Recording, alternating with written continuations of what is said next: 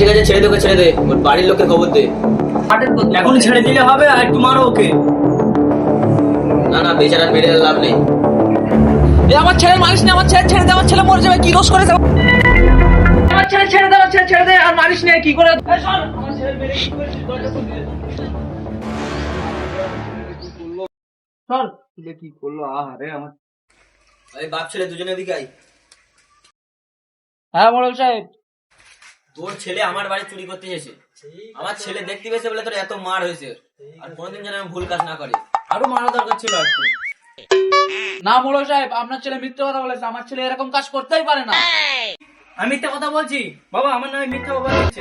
তুই এত বড় স্পর্ধা, মোড়লের ছেলেকে মিথ্যাবাদী বলা? আমার ছেলে মিথ্যে কথা বলতেই পারে না।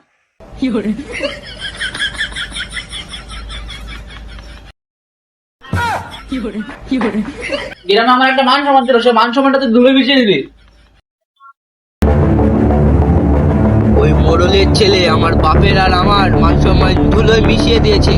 ও যতক্ষণ না মারবো ততক্ষণ ভাত খাবো না।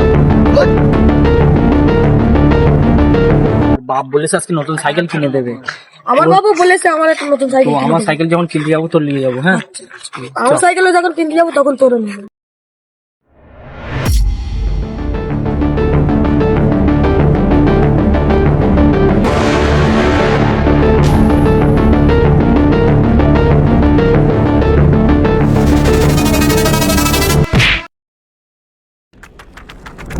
শালা আমার বাপের বড্ড মান সম্মান খাওয়ানে। হ্যাঁ, একে তো মারলাম, হচ্ছে পেলিয়ে গেছে, ওকে না মারলে মোড়লের সব বলে দেবে।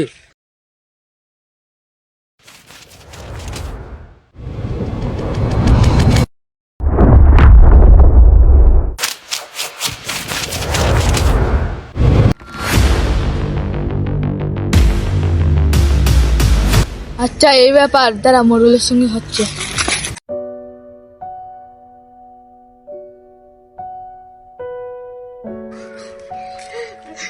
কিভাবে মারলো?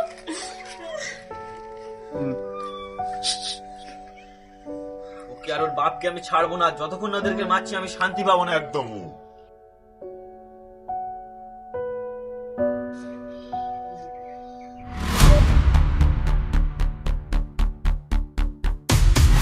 হ্যালো আলী আহমেদ দা।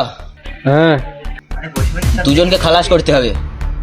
হ্যাঁ হ্যাঁ, তোমার হাতিয়ার নিয়ে চলে আসো তাড়াতাড়ি। ঠিক আছে। কাফের জঙ্গলে আমি আছি ওখানে। হ্যাঁ ঠিক আছে, আমি আসছি।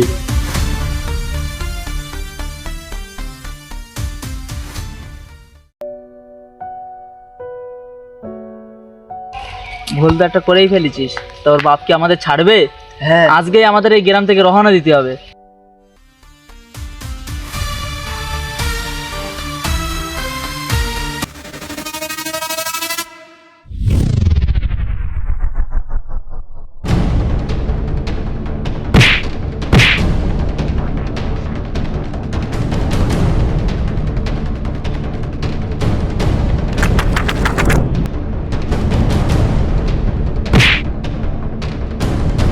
বিশাল টাকার অহংকার। তোর তোর ছেলে মেরেছি, তোরও মারবো।